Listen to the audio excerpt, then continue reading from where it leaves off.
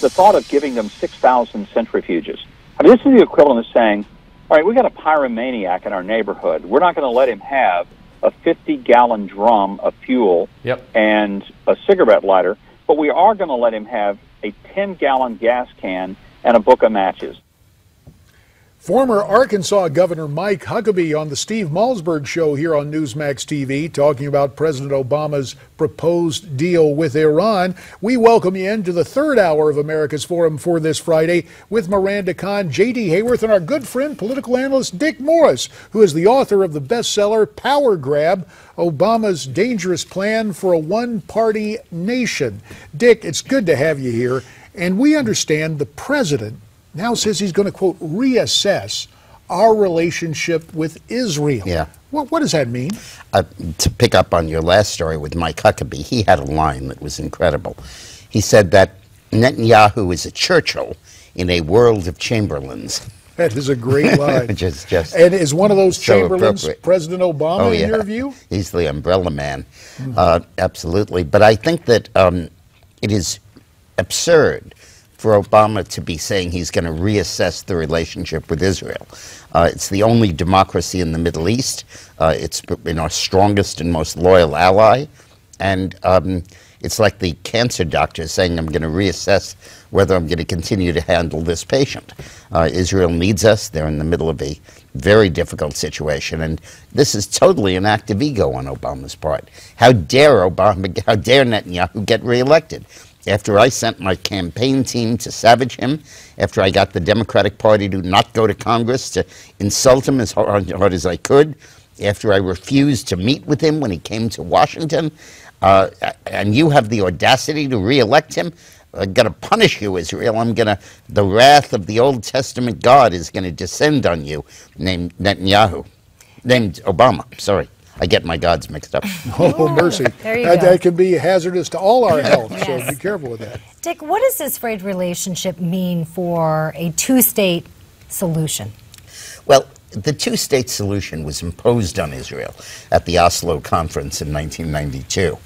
And a two-state solution, I'd like you to have a new roommate, my salivating, vicious pit bull, who'll live with you. You know, if the dog's tame, I don't mind having a dog. I don't mind having a roommate. I don't mind having a nation at my border. But a nation at the border should not be hands on your throat. And it's the same thing with Iran. Cutting a deal, you can have a bomb in 10 years. When you behave yourself, you can have a bomb if you need it. When you behave yourself, you can have your own state. But every inch that Israel has ever given the Arabs in the Gaza or on the West Bank has just become a site for rocket launchers. I want to turn our attention inward and again return to President Obama. Obviously, you wrote a book about him, Power Grab. Now, this week in Cleveland, he was talking about, gee, you know, we ought to make voting mandatory in the United States.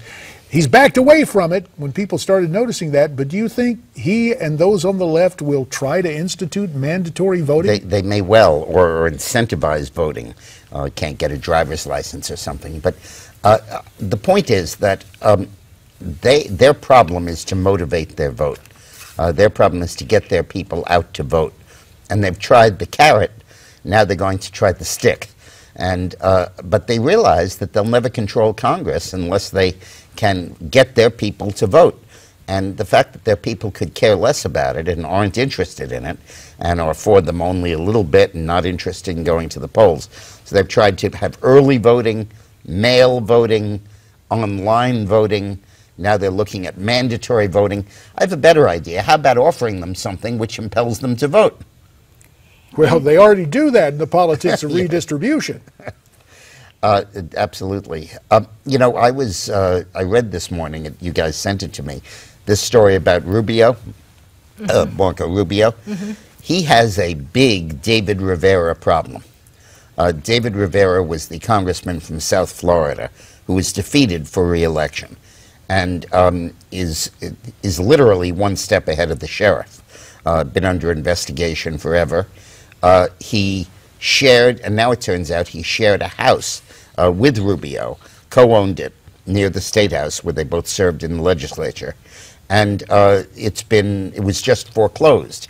and they rushed in with a check to stop the foreclosure, which by itself isn't bad, but the stories of that relationship are very dangerous for a Republican presidential candidate. I want to pick up on that relationship and how that complicates things for Marco Rubio. And we'll talk more about the presidency, but also want to remind folks, if you want to get your copy of the best-selling book by Dick Morris, Power Grab, you can get it by going to this website, powergrab411.com.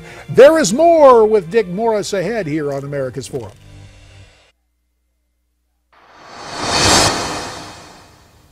We are back to continue the conversation with Dick Morris. Dick, we started talking about some problems from Marco Rubio. Some other things we need to keep an eye on in that deal with the house in Tallahassee? Yeah, there's who knows if there's anything there. Just his best friend in the legislature was David Rivera, who was defeated for Congress and could well be in more serious trouble. The other issue is that when Rubio was Speaker of the House, the Republican Party gave him a credit card, and he charged a lot of personal expenses on the card, and he already refunded like $80,000 to the party after it came out. He just sent another $3,000 back to the party. One of the expenses that he initially didn't refund, he may have, was he went to an event, a fundraising event, and the kid who parks the cars totaled his car parking it. And he deducted kept the whole cost of replacing the car, like an $18,000 charge on the party credit card. And the issue is, would he refund it?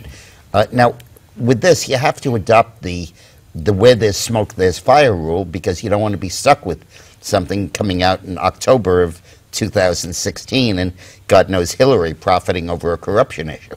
And I have no idea what the facts of the situation are. And in fact, I did a column 2 years ago when he was being considered for VP, saying where there's smoke, there's not necessarily fire, and saying that he should be given the benefit of the doubt. And I think he basically should, but I think that voters should know about that and should consider it. And how should he conduct himself? Well, I think the only answer in stuff like that is to put everything out there as quickly and as aggressively as you possibly can, so that there's no mystery, there are no doubts. And you said that about Hillary Clinton. Yeah, well. And she did it, like literally within like a couple of days after you saying that on this very program. Yeah, but what she needs to do is to turn over the damn server and have them, eventually every single email of those is going to be in the public domain. And she should have known that when she wrote them. And you can't erase them, you can't obliterate them from the ultimate company that sent it. And a congressional subpoena will produce it. You said, would she survive the scandal? Let's remember, Nixon survived the tape scandal. He taped everything in the office.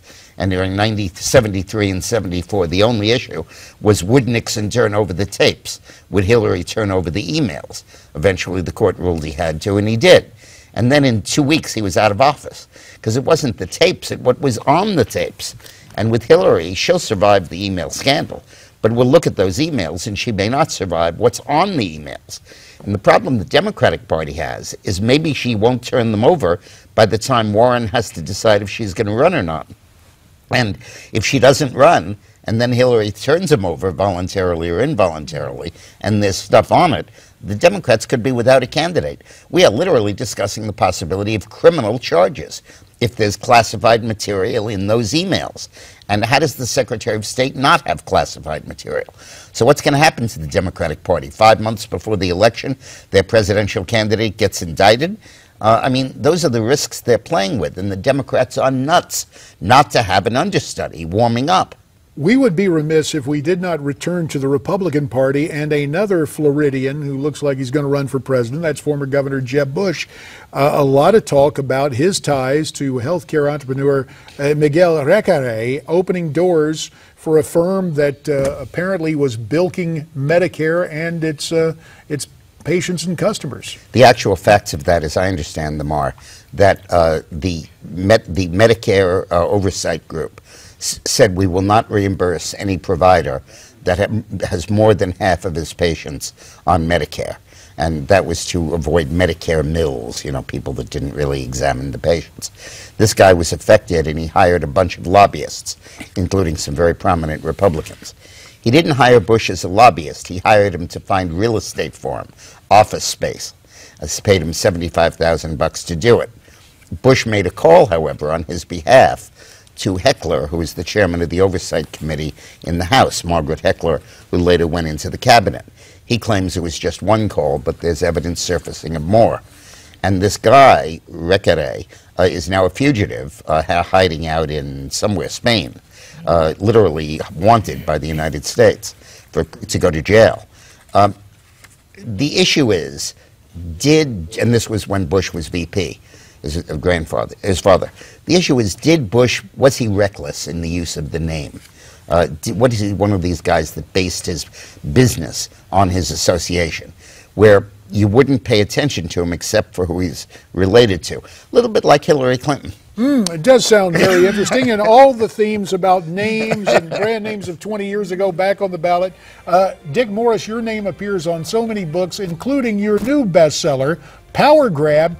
You ought to get a copy of this book. You can do so by going to this website, powergrab411.com. That's how you can get the book. And Dick Morris, as always, we very much appreciate your insights and analysis. Well, we'll be following Hillary, believe me. Oh, yeah, and Hillary's going to scramble. Speaking of scrambling, a guy who did it great in the NFL, Fran Tarkenton. He's up next as we continue.